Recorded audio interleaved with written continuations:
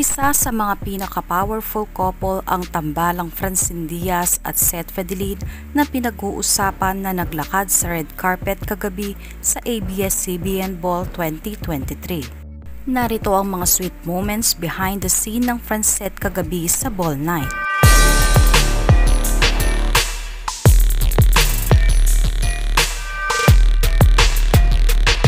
Kumikinang ang power couple na sina Francine Diaz at Seth Fedelin nang solong maglakad sa red carpet ng ABS-CBN Ball 2023. Ramdam hanggang dulo ang chemistry ng Francette at isa sila sa mga biggest love team na pinag-uusapan kagabi sa ball night. Stunning din ang suot na gown ni Francine Diaz na pumagay sa kanyang malakoryanang kagandahan. Bet na bet ng mga fans ang kanyang bangs na bagong style ng buhok ngayon ni Francine sa ball night.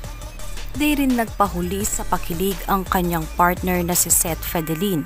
Sinurpresa niya ito at binigyan ng mga napakagandang bulaklak habang nasa preparasyon ng ball si Francine.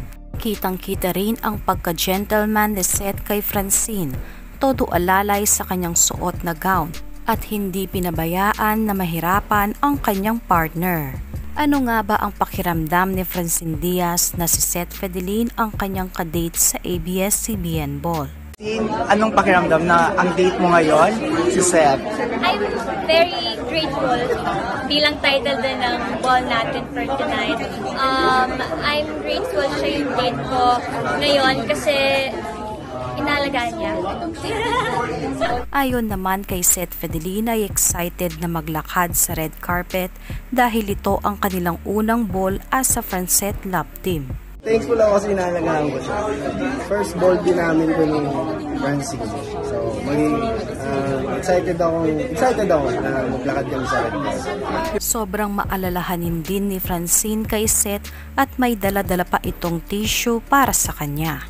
From my makeup artist, may pangsalamin ako tapos lip balm, and then lip tint.